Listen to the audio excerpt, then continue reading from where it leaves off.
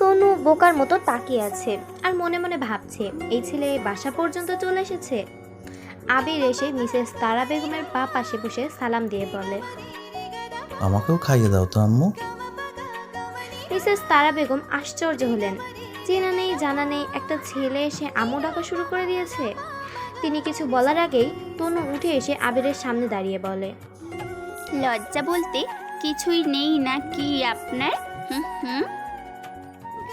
শ্বশুর বাড়িতে আসলে লজ্জা কমে যায়, জানা ছিল না তো। তা কোন জামাই শ্বশুর বাড়িতে প্রথমবার খালি হাতে আসে শুনি? তো তোমার কি মনে হয় সুইটহার্ট, আবির চৌধুরী শ্বশুর বাড়িতে আসবে তা আবার খালি হাতে? No way. বলেই শীষ বাজায়। সাথে সাথে দুজন ছেলে ঝুড়ি ভর্তি ফল নিয়ে আসতে থাকে, সাথে আরও হরেক রকমের মিষ্টি।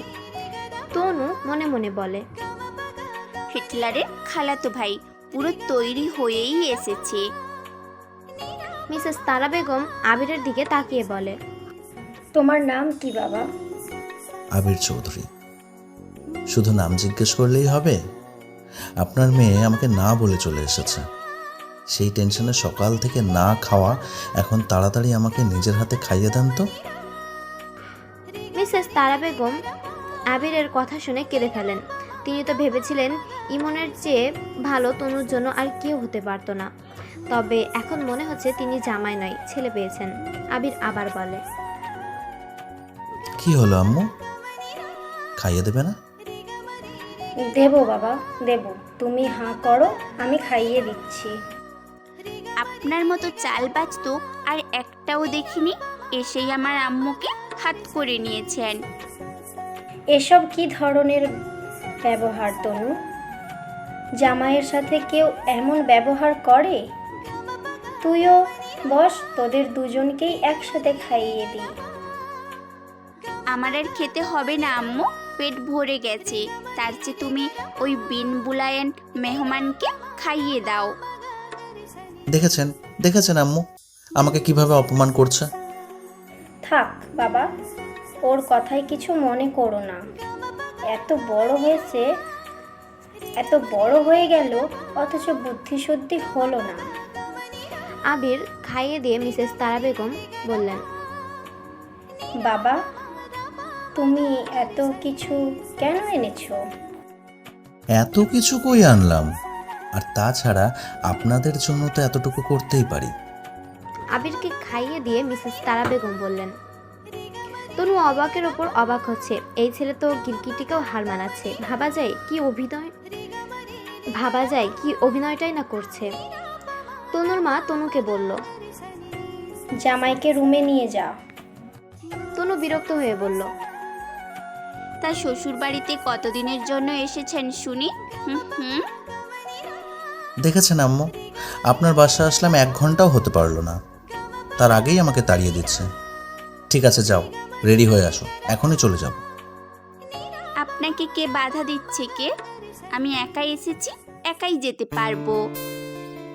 হুম, তা বললে তো হবে না মিসেস চৌধুরী, আপনাকে তো আমার সাথেই যেতে হবে।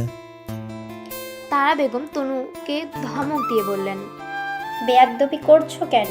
তোমাকে কি আমি এই শিক্ষা দিয়েছি? তনু মনে মনে বলছে, আপনাকে তো আমি পরে দেখে নিব, আসুন আমার সাথে। আবির মনে মনে হাসছে, ভালোই জব্দ করতে পেরেছি বাঘিনী বিড়ালকে। আবির তনুর রুমে ঢুকে বলে, বেডশিট চেঞ্জ করুন, এটাতে আমি বসতে পারবো না। না বসতে পারলে দাঁড়িয়ে থাকুন। ঠিক আছে, আম্মুকে বলছি। বিরক্ত হয়ে টুনিকে ডেকে বেড সিট চেঞ্জ করতে বলল।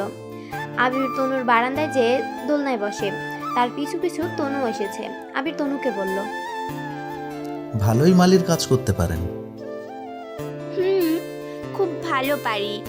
আর তার চেয়ে ভালো পারি আপনার মতো মানুষকে বাদর নাচ নাচাতে। আচ্ছা, আপনি লেখাপড়া করেনি নাকি সারাদিন ঝগড়া করাই শিখেছেন? আপনি ছেলে হয়ে যে পরিমাণে পায়ে পাড়া দিয়ে ঝগড়া করতে পারেন, সেই অনুপাতে আমি তো কিছুই না। শুনুন, আপনার নাম না তনিমা না রেখে ঝোকরিমা রাখা দরকার ছিল। আর আপনার নাম ঝগড়া রাখা দরকার ছিল। বাহ, এই আপনি তো খুব ভালো একটা কথা বলেছেন। মিস্টার ঝগড়ার মিসেস ঝগড়িমা। তনু আর কথা না বাড়িয়ে রুমে ঢুকে ইফতিকে কল করলো। একবার রিং হওয়ার সাথে সাথে রিসিভ হলো ওপাশ থেকে। তনু ইফতিকে বলল, তুই সন্ধ্যার আগে একবার আমাদের বাসায় আসতে পারবি? হ্যাঁ পারবো। তাহলে আসার সময় নোটগুলো নিয়ে আসিস। আর শোন, কাল থেকে আমি আবার ভার্সিটিতে যাব, মনে করে নিয়ে যাস। ইফতি খুশি হয়ে বলল, সত্যি বলছি? তাহলে তো খুব ভালোই হয়। এবার বল, দুলাভাই কেমন আছে? তোর আর খেয়ে দিয়ে কোনো কাজ নেই নাকি? ওই ল্যাচকাটা হনুমানের কথা জিজ্ঞেস করে আমার মুডটাই নষ্ট করে দিলি। আরে বল না, কি অবস্থা? সব ঠিকঠাক আছে তো? আচ্ছা তুই আয়, পরে কথা হবে, রাখি। কল কেটে পেছনে ফিরে দেখি আবির দাঁড়িয়ে আছে বুকে 2 হাত গুজে। তনু মনে মনে বলে, আবার শুনে ফেললো না তো? যা ভাবছেন তাই। এবার বলেন, আপনি আমাকে লেজ কাটা হনুমান কেন বললেন? আমি বলেছি কখন? আবির তনুর দিকে এগিয়ে আসতে আসতে বলে, মিসেস চৌধুরী, এবার তো আপনাকে শাস্তি পেতেই হবে। তনু পিছিয়ে যেতে যেতে বলে, কিসের শাস্তি? আর লুকিয়ে লুকিয়ে অন্যের কথা শোনা ঠিক না। আবির তনুর 2 হাত ধরে টান দিয়ে নিজের কাছে এনে এসে বলে, এখন আমি ঘুমাবো, আর আপনি আমার মাথায় হাত বুলিয়ে দেবেন। আহা, শখ কত! আপনি কি ছোট বাচ্চা নাকি যে আপনার মাথায় হাত বুলিয়ে আপনাকে ঘুম পাড়াতে হবে? এই শাস্তি যদি না মানেন, আপনার জন্য কিন্তু অ্যাডাল্ট শাস্তিও আছে। থাক, আর কোনো শাস্তি দিতে হবে না। আপনি শুয়ে পড়ুন, আমি আপনার মাথায় হাত বুলিয়ে দিচ্ছি। বাহ, এই তো গুড গার্ল। আরশি মিসেস নূরজাহান চৌধুরীর কাছে এসে বলে, মামি, তুমি ওই মেয়েটাকে কিছু বলছো না কেন? কি বলবো? আমার কথা কে শোনে? আমি ভালো করেই জানি মামি, তুমি চাওনি বলেই আজ আমি এ বাড়ির বউ হতে পারিনি। এটা তোমার ভুল ধারণা। আবির নিজেই তোমাকে পছন্দ করতো না। আরশির কথা বলতে বলতে মিসেস চৌধুরীর অনেকটা কাছে চলে এসেছে। নিজের হাতে থাকা ইঞ্জেকশনটা মিসেস চৌধুরীর ঘাড়ে পুশ করবে, ঠিক তার আগেই মাহতাব চৌধুরী আরশিকে টেনে রুমের বাইরে নিয়ে আসে। সজোরে থাপ্পড় মেরে দেয়, ঠাস। থাপ্পড়টা এত জোরে দিয়েছিল যে মিসেস চৌধুরী ঘর থেকে বাইরে বেরিয়ে আসলেন। মাহতাব চৌধুরী মিসেস চৌধুরীকে বললেন, এখান থেকে যাও আর নিজের কাজ করো। নূরজাহান বেগম বিনা বাক্যে চলে গেলেন। মাহতাব চৌধুরী আরশির সামনে এসে বলেন, এই তো সাহস হয় কি করে আমার কলিজায় আঘাত করা? তুমি নিজেই তো কালকে মারলে। আর তাছাড়া ওই বাড়ির মানুষদের তুমি অপছন্দ করো, তাই ভাবলাম তোমাকে সাহায্য করি। একটা কথা কান খুলে শুনে রাখ, নূরজাহানকে আমি মারি কাটি যাই করি আমি করব। অন্য কেউ ওর দিকে চোখ তুলে তাকালেও তার চোখ আমি উপড়ে ফেলবো, কথাটা মনে থাকে যেন। আরশি গালে হাত দিয়ে মনে মনে বলছে, কাজটা তুমি ভালো করলে না মামা, এই প্রতিশোধ তো আমি নেবই। আবিরের মাথায় হাত বুলিয়ে দিতে দিতে তনু আধা শোয়া হয়ে আবিরের মাথায় হাত রেখে ঘুমিয়ে পড়েছে। তারা বেগম এসেছিলেন তনুকে ডাকতে। এসে এমন মনোমুগ্ধকর দৃশ্য দেখে খুশিতে কেঁদে ফেলেন। নিঃশব্দে তনুর রুম থেকে বেরিয়ে নিজের রুমে এসে আশফাক মির্জার হাত ধরে বলেন, আমার মেয়ে জীবনে প্রথমবার আমাদের অমতে যে একটা ভালো কাজ করেছে। এত ভালো জামাই আমরা চাইলেও পেতাম না। নিজের ওয়াইফের কথা শুনে আশফাক মির্জা কেসে উঠলেন আর মনে মনে বললেন, সত্যিটা যখন জানবে তখন বুঝতে পারবে। নিজের স্বামীকে কাশতে দেখে পানি এগিয়ে দিয়ে বলেন, একটু পানি খাও, ভালো লাগবে। আশফাক মির্জা বলেন, তুমি পানির গ্লাসটা রেখে আমার পাশে বসো তো। না, এখন বসার সময় নেই। নতুন জামাই এসেছে, তার জন্য ভালো মন্দ রান্না করতে হবে। তুমি থাকো, আমি বরং রান্নাঘরের দিকে যাই। আবির ঘুম থেকে উঠে তনুর দিকে তাকিয়ে বলে, আপনাকে আমি প্রতিদিন নতুন নতুন পদ্ধতিতে শাস্তি দেব। আবির ওয়াশরুমে যাওয়ার জন্য উঠে দাঁড়াতেই বাঁ পাশের দেয়ালে একটা ফটো ফ্রেম দেখতে পেল। এক পলক সেদিকে তাকিয়ে ফটো ফ্রেমটা নিচে ফেলে দিল। কিছু পড়ে যাওয়ার শব্দে তনু ঘুম থেকে লাফিয়ে ওঠে, রাগী দৃষ্টিতে তাকিয়েছে আবিরের দিকে। তনু চিৎকার করে বলে, এটা আপনি কি করলেন? আমার বেস্ট ফ্রেন্ডের সাথে শেষ একটা স্মৃতি ছিল, সেটাও আপনি ভেঙে ফেললেন। কথা বলতে বলতে তনু ফটো ফ্রেমের কাচের ওপর এসে দাঁড়িয়ে পড়ে, যার ফলে বেশ কিছুটা কাচের টুকরো তনুর পায়ে ঢুকে পড়ে। তনু আর্তনাদ করে ওঠে। মুহূর্তে পা দিয়ে রক্ত বের হয়ে ফ্লোরে মাখামাখি অবস্থা। আবির এক পলক সেদিকে তাকিয়ে হাতে থাকা তোয়ালেটা কাচের ওপর ফেলে তনুকে কোলে তুলে নেয়। খাটে বসিয়ে দিয়ে নিজে ফ্লোরে বসে তনুর পা থেকে কাচ বের করে আনে। তনু ব্যথায় উহ করে ওঠে। আবির পকেট থেকে রুমাল বের করে তনুর পায়ে বেঁধে দিয়ে বলে, ফার্স্ট এড বক্সটা কোথায়? তনু ভীষণ রেগে আছে। তার পায়ের ব্যথার চেয়ে মনে হচ্ছে হৃদয়ে ব্যথা বেশি হচ্ছে। তার চকলেট ফ্রেন্ডের সাথে শেষ স্মৃতি ছিল, সেটাও আবির ভেঙে ফেললো। ভাবতে দু চোখ দিয়ে অশ্রু গড়িয়ে পড়ছে। চুপ করে না থেকে বলুন ফার্স্ট এড বক্স কোথায়? বলবো না আপনাকে, আপনি তো আমাকে কষ্ট দিতে চান, তাই না?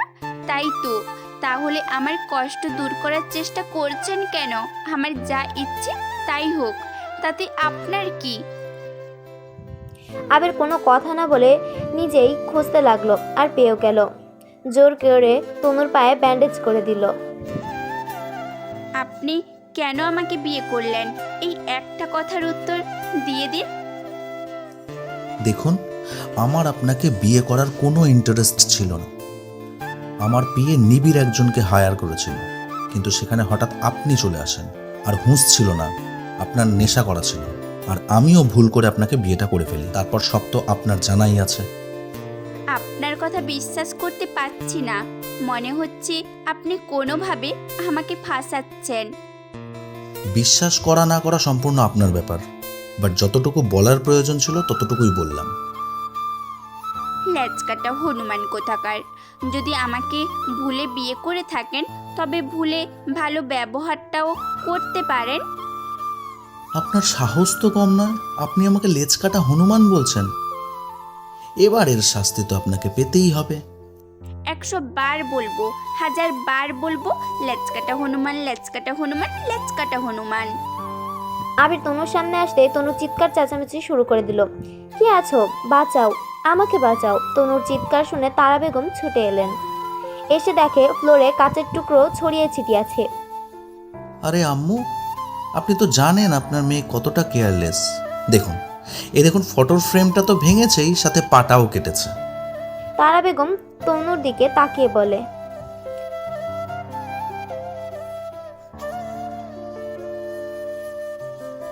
থামেন আম্মু, আপনি আর রাগারাগি করবেন না। আমি ওর পায়ে ব্যান্ডেজ করে দিয়েছি, ঠিক হয়ে যাবে। তারা বেগম টুনিকে ডেকে রুম পরিষ্কার করতে বলে চলে গেলেন।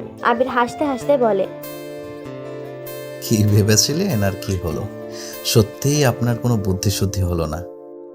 তনু আবিরের দিকে তাকিয়ে ভাবছে, কোনো সমস্যা নেই, যত হাসতে ইচ্ছে হয় না তত হেসে নিন, তারপর ওই বাড়িতে যেই আপনাকে জব্দ করব। এমন শকুনের দৃষ্টিতে আমার দিকে তাকিয়ে থাকার কি আছে? আমি জানি আমি হ্যান্ডসাম। হ্যান্ডসাম? আর আপনি? তা এই ভুল ধারণা কবে থেকে পোষণ করে আছেন শুনি? হুম। এ বাবা, ভুল ধারণা হতে যাবে কেন? নিঃসন্দেহে আমি জানি আমি হ্যান্ডসাম। আমার এক ইশারায় মেয়েদের লাইন লেগে যায়। জোরে জোরে হেসে তনু বলে, নাইস জোকস। আপনার মতো ল্যাচকাটা হনুমানের পেছনে মেয়েদের লাইন লেগে যায়? সিরিয়াসলি? ওকে, বিশ্বাস না হলে নিজের চোখেই দেখো। বলে আবির নিজের ইনস্টাগ্রামে ঢুকে প্রথমে একটা পোস্ট করলো, হাই এভরিওয়ান, আবির চৌধুরীর ইজ লাইভ 10 মিনিট লেটার। তনু নিজের ফোন বের করে এফবিতে যেয়ে নিজের ইনবক্স বের করে আবিরের সামনে ধরলো। এই দেখো, মাত্র 400 মেসেজ রিকোয়েস্ট। আচ্ছা, আমি এখন লাইভে যাব, আপনি একটু সাইডে সরে বসুন তো। আবির লাইভ অন করার সাথে সাথে কয়েক হাজার মানুষ যোগ দিল। আবির একটা স্ক্রিনশট নিয়ে লাইভ থেকে বেরিয়ে আসলো। তনুর সামনে ফোনটা ধরলো। বেশিরভাগ মেয়েদের কমেন্ট। তনু এবার মনে মনে নিজেকে গালি দিতে লাগলো। ব্যাস, হাওয়া শেষ। নেক্সট টাইম আবির চৌধুরীর সাথে পাঙ্গা নিতে আসার আগে আজকের কথাটা কিন্তু মনে রাখবেন। বিকেলে নাস্তা করে তনু আর ইফতি ছাদে বসে কফি খাচ্ছে আর গল্প করছে। এমন সময় আবির নিচ থেকে ছাদে এসে তনুর পাশের চেয়ারে বসে বলে, কেমন ওয়াইফ আপনি? নিজের স্বামীর খোঁজ খবর রাখেন না? তনু মিষ্টি করে হেসে বলে, আহারে, বাবুটা রাগ করেছে বুঝি, তাই তো আমাকে আপনি করে বলছে। আবির তনুর কথা শুনে 440 ভোল্টের শক খেলো। মাথাটা কি পুরাই গেছে মিস ঝগড়ামির? এসব কি বলছো জানো? একটু তোমাকে রেখে ছাদে আসছি, এর জন্য এত রাগ করতে হয়? তনুর কথা শুনে আবির কেসে উঠল। তারপর আশেপাশে তাকিয়ে দেখলো তার পিছনে কয়েকজন মেয়ে দাঁড়িয়ে আছে আর তনুর পাশে একটি মেয়ে বসে আছে। তনুর পাশে বসে থাকা মেয়েটিকে দেখে আবির হতভম্ব হয়ে গেল। কি হইছে বাবু, এদিকে এসো, আমার পাশে বসো, তোমাকে পরিচয় করিয়ে দেই। আবির তনুর পাশে যেয়ে বসে এক হাত তনুর কোমরে রেখে নিজের সাথে মিশিয়ে নিয়ে বলল, তুমি তো জানো সুইটহার্ট, আমি তোমাকে না দেখে থাকতেই পারি না, তাও তুমি আমাকে একা রেখে এসেছো। তনুর সামনে দাঁড়িয়ে থাকা মেয়েদের দিকে তাকিয়ে বলে, এই তোরাও আয়, বস। সবাই বসে পড়ে। মেয়েগুলোর মধ্যে একজন উঠে বলে, বিয়ের 1 সপ্তাহ পেরোতে না পেরোতেই এত ভালোবাসা? আর একজন বলে, বাদ দে ওসব কথা, আগে তো একটা সেলফি তুলে সোশ্যাল মিডিয়া পোস্ট করে ক্যাপশন দেবে, মোস্ট হ্যান্ডসাম আবির চৌধুরীর সাথে এক বিকেলে। তনু রাগ দেখিয়ে বলে,